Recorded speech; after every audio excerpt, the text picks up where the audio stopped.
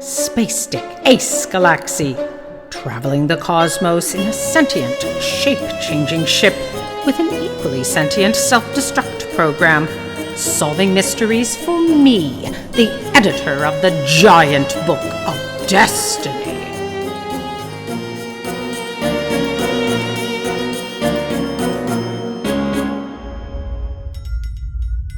Ace, wake up!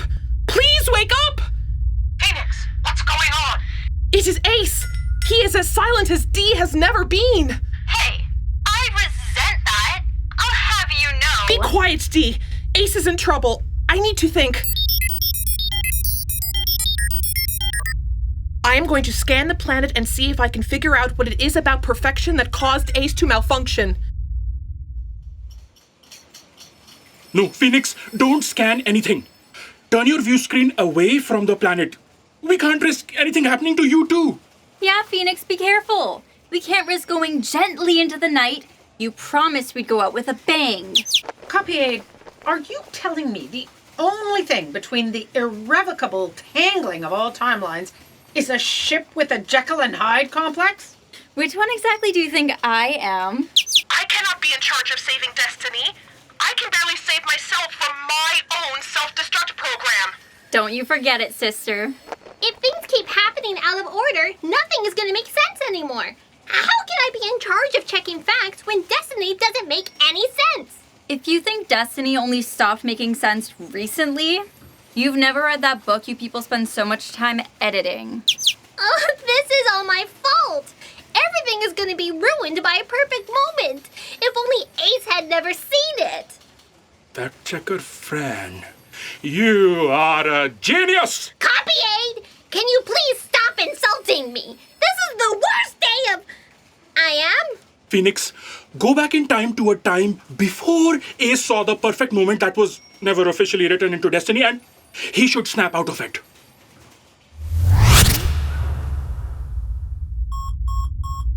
Phoenix, my little shots, why haven't you left yet? Existence is waiting to be saved. Turn off that alarm clock and go. Yes, Phoenix. We need to get to Deneby now. Ace, you are okay! No, we cannot go back to Deneby. It is too dangerous. Back to Deneby? What are you talking about, Phoenix? You need to go forward in time. Are you malfunctioning? We did go, Captain, as soon as the alarm went off. I did not malfunction, but Ace did. Almost permanently. Was it the alarm? It's so loud and annoying. I told you listening to that thing too long would drive me crazy. You were annoyed by the alarm, but it was the insidious face of perfection that blew your circuits. We came back in time to restart your engines. A classic case of too much of a good thing. How come perfection didn't affect you, Phoenix? You're as sentient as I am. There is nothing more perfect to me than my father's face. I was so sad about losing him on the trip from here to here. I was looking at his picture instead of the planet. Hey, there's nothing more perfect to me than Dad's face either. Father, Daddy, Papa Pedalsurp. If it had been me, I would have ended it all before leaving you behind. Papa Pedalsurp? Phoenix, do I have a love child I don't know about? Who was the mother? Yes, I am your love child. You are the mother and the father. Phoenix, what is that excited little red bird on your view screen chirping about? Don't you recognize me, Vati? It's me, your little Dee Dee, your bitty Bang Bang, your tiny 3, 2, 1, boom! D is the self-destruct program you created. Oh, yes! I remember now! I wrote it to boost crew morale. Boost crew morale?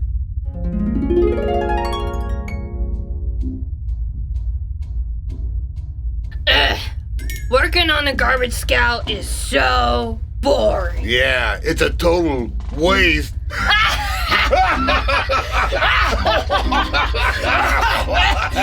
Everyone! Prepare to meet your death! From what? The smell?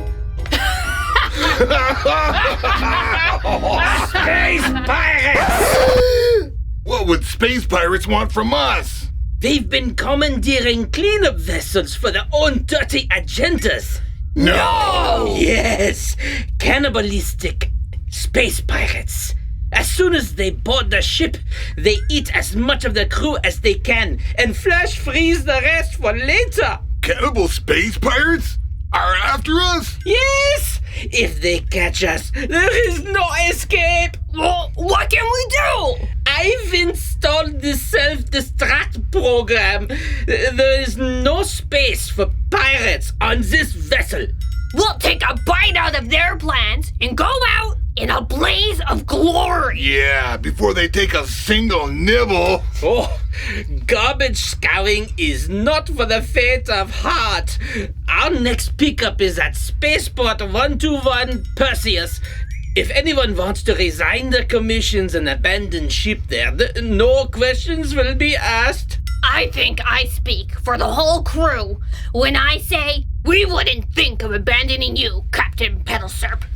Yeah, no matter how many space pirates have a taste for us. The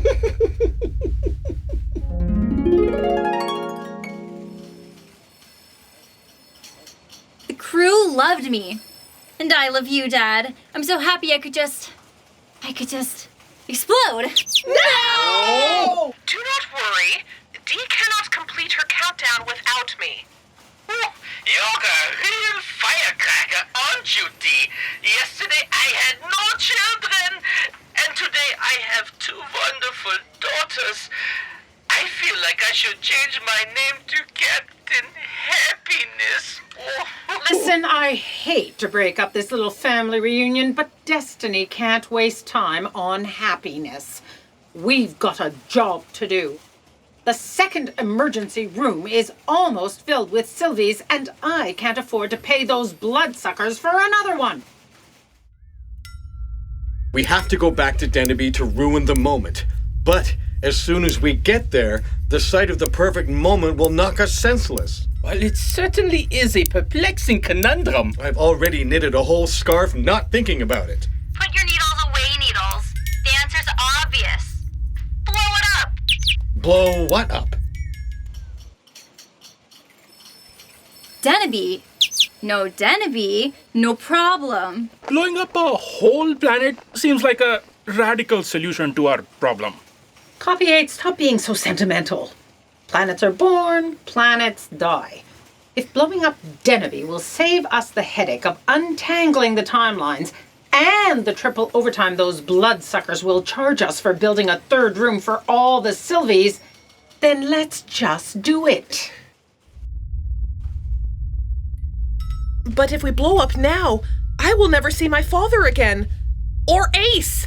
I just found my 2 daughters. What kind of a father would I be if I lost them again so quickly? Ma'am, can't we have a little more time to come up with a less drastic solution? I'm sorry, Ace, but we can't afford to wait. This problem isn't just mixing up the destinies of everyone. We've also had to hire a Galaksi full of temp staff to take all the calls coming into the complaints department. Time might be meaningless here, but money isn't. What do they always say, Copy Aid? What do who always say? About what? The good of the many outweigh the good of the few. Or in this case, the 3. And all the billions that will be destroyed on Deneby. I counted the planet as 1, but yes, them too. Wait! The self-destruct program I created is strong enough to take out a whole star system. That's right, I can. Why would you create something that destructive? Well, it was never meant to be used. Besides, you know what they say, go big or go home. You know what? Who says? Well, you tell me. I'm not the one who writes these cliches. That's the work of you people in the editing department. No, it's the writers. We just make sure the cliches are good to go. Ma'am, we can't allow Dee and Phoenix to blow up this system. A meteorite with the basic components of life is scheduled to hit Deneby 3 in 200 years. You mean Deneby? No, Deneby 3. Deneby's sister planet.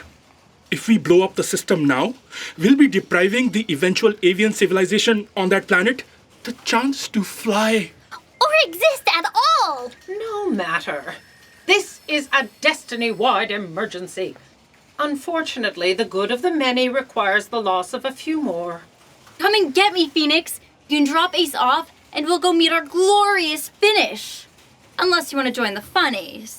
No, thank you, Dee. I think I prefer a less glorious finish. Phoenix, I understand you're sad, but all that crying is really putting a damper on this whole plan. Could you please do it silently? I am not crying! It's Fact Checker Fran!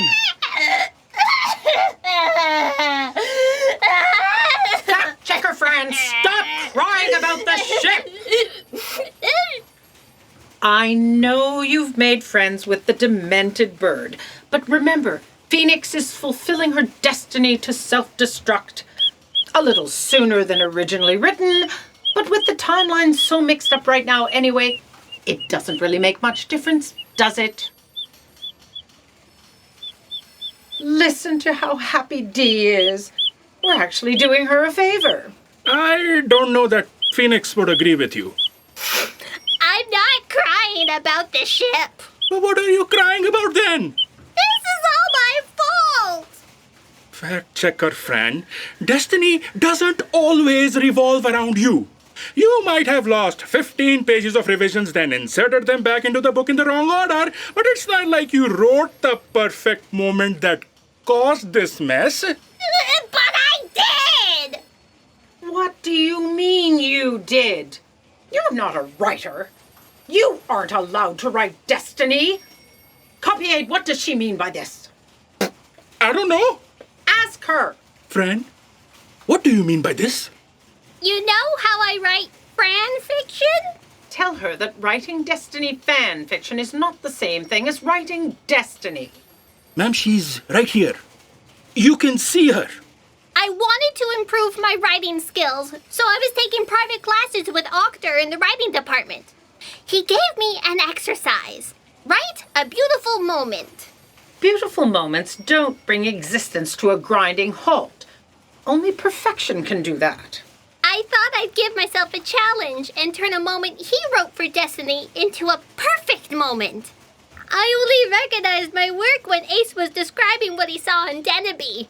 Perfect moments are not allowed at Destiny. Copy-aid, what does the sign above my desk say? Only 2 things at Destiny are written in ink. No, not that one. The one about perfection. Perfection is strictly forbidden at Destiny. For precisely this reason. There's nowhere to go after perfection. It must be avoided at all costs. Why do you think Destiny is such a mess? Job security. Ma'am, I never meant for my page to become a part of the book. I was on my way to show Octor my homework when I dropped the Destiny revisions in the stairwell. It must have accidentally gotten mixed up in those pages.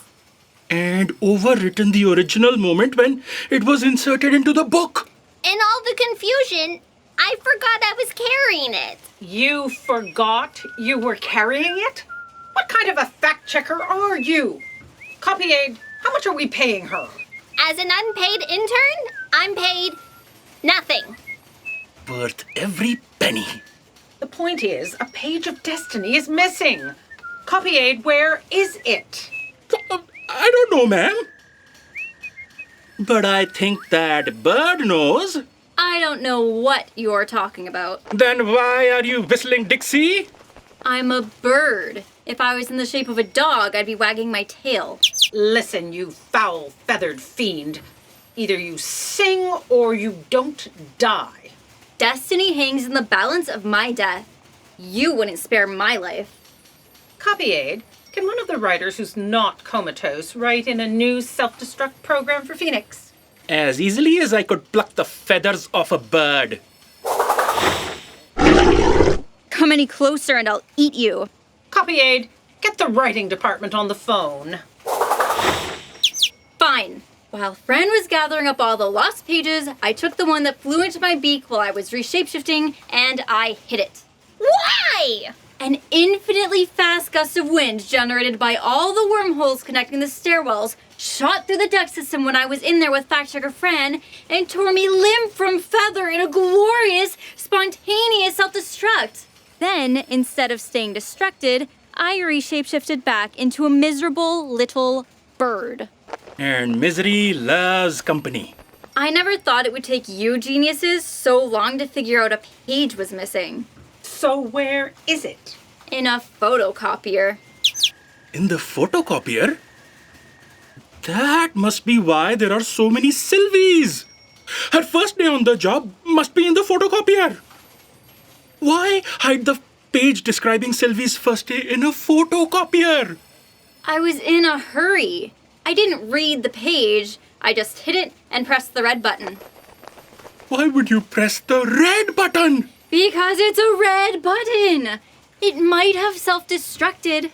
Ma'am, she hit the perpetuate button on the copier. You know the one we use when it's time to add infinite evolving galaxies to the timeline? Or mimosas to bottomless mimosas? Copy aide, go with the feathered fanatic and put a stop to the endless copies of Sylvie's first day at Destiny. Fran, when did you have time to write about every living and non-living thing on an entire planet? You know how Destiny is outside of time? Yes. And how this office experiences no time and all time at once? Yes. I wrote it in my time off. How much longer before we arrive back at Destiny, Phoenix? Heading for the last wormhole right now. Ace, Destiny is calling. I love saying that. After today, I will never be able to say it again. I'm so sorry, Phoenix. I wish we had time to come up with another way of dealing with this problem. Phoenix, tell them it's not fair. A promise is a promise. What are you talking about, Dee? Good news, Phoenix. The destruction of Deneby has been called off. It's not fair. I fixed the Sylvie problem for them. You fixed the Sylvie problem? She caused the Sylvie problem. The point is, you promised I could blow myself to smithereens today and take a whole planet out with me. Nothing was written in ink. We will blow up another day, Dee.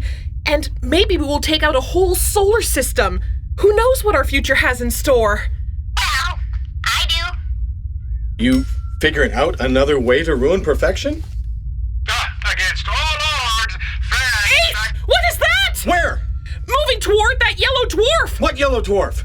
No, not behind you. The star out there! Oh my god, it's impossible! What's impossible? What do you see? It's a giant... It is an immense... A giant immense what? It looks like a giant... shark! Swimming through space! A giant space shark? Copy aide, is there such a thing as a giant space shark swimming through the stars? I'm the fact checker. Let me check. No! No one has ever written a giant space shark into Destiny. Ace Galaksi, you must be mistaken. We have never written a space shark into Destiny. Mixed up timelines cannot create something that never was. Unless fact checker Fran wrote it. No, I didn't write anything like that. Not even in fan fiction. It is headed for the yellow dwarf. It's siphoning gas from the star into its mouth. It is siphoning the energy out of the star. There are 9 planets in this system, and they're all going to die. The program was written and produced by Misa Basada. It was directed by Martin Biot. If you enjoyed listening to Ace Galaksi, please consider supporting us on Patreon. That's patreon.com/Ace Galaksi. This episode of Fixing the Timeline featured Marlo Alcock as the editor-in-chief of the Giant Book of Destiny, Martin Biot as Ace Galaksi, Lisa Kalasma as Phoenix, Dave Cooey as Crewman 2, JC Paquette as Captain Pedalserp, Stephanie Snyder as Dee, Nishant Ramani as Copy Aide, and Talia Zalowski as Fact Checker Fran and Crewman Number 1.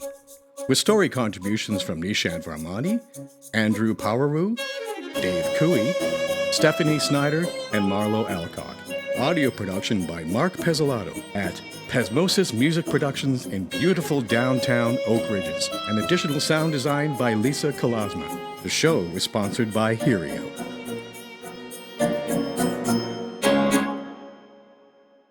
Next time on Fixing the Timeline.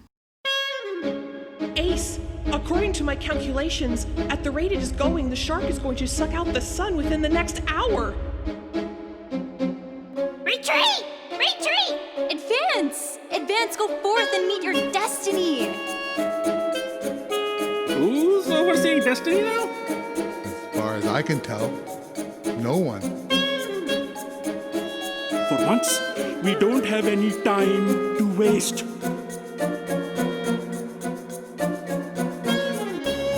If I couldn't be the first to write a moment of perfection, I could be the one to write the ultimate moment of chaos!